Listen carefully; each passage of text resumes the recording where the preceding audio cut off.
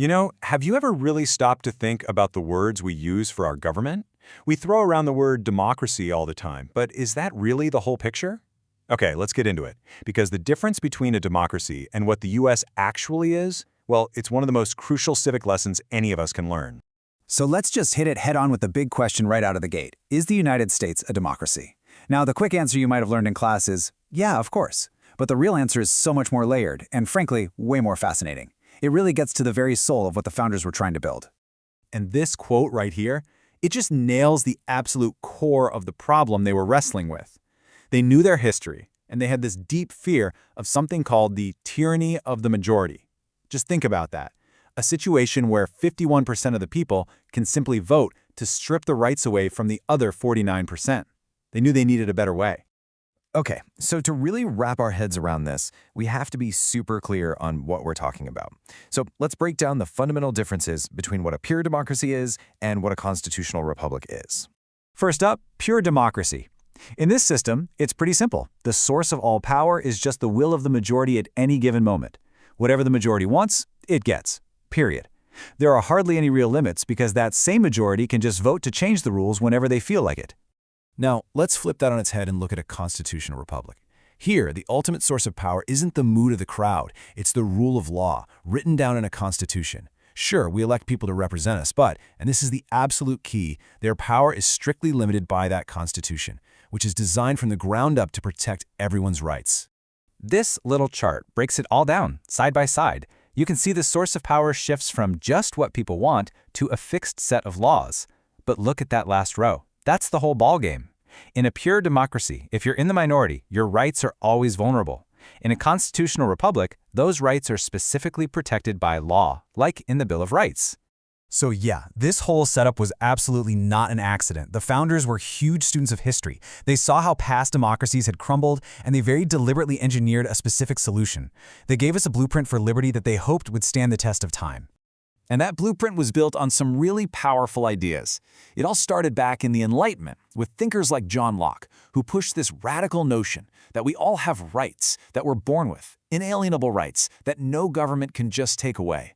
That thinking led straight to the U.S. Constitution, which built the scaffolding of the government, and then, right on its heels, the Bill of Rights, which explicitly put those protections for our liberties into law. So how did they build this thing? Well, you can think of it as having these four main architectural pillars. First, they split power into 3 different branches, so no one person or group could get too powerful. Then, they created checks and balances, so each branch could kind of keep an eye on the others. Third, and this is so important, they made it a priority to protect those inalienable rights. And finally, they established the rule of law, which just means that the law governs, not the whims of powerful people. Everyone's under the same set of rules. An image like this really says it all. The very architecture of our government was designed with a single, profound purpose, to be a strong, lasting structure that protects the liberty of every person inside it, all built on that solid foundation of law. Okay, let's really dig in here, because this idea of protecting rights from the majority is so unbelievably important. It's really the feature that makes this whole system so unique. I absolutely love this analogy because it just makes the concept click. In a pure democracy, it's 5 wolves and 1 sheep voting on the dinner menu. We all know how that vote ends, right? The sheep gets eaten. Simple majority rule. But in a constitutional republic, there's a higher rule in place that says no matter how the wolves vote, the sheep cannot be eaten. The sheep's right to life is not up for debate. So what is that rule? What's the thing that says the sheep can't be eaten? For us, it's the Bill of Rights. That is our ultimate rule book. It lays out the fundamental rights that simply cannot be violated. Not by the government, and not even by 99% of your fellow citizens. And what kind of protections are we talking about? The big ones. The right to say what you believe, especially when it's unpopular, the freedom to practice any religion you choose, or none at all. The right to a fair trial, no matter what you're accused of. These rights aren't gifts from the majority. The idea is that they are ours by birth, and the Constitution's job is to defend them. Okay, so we've got the theory down, but how can you actually use this stuff in the real world?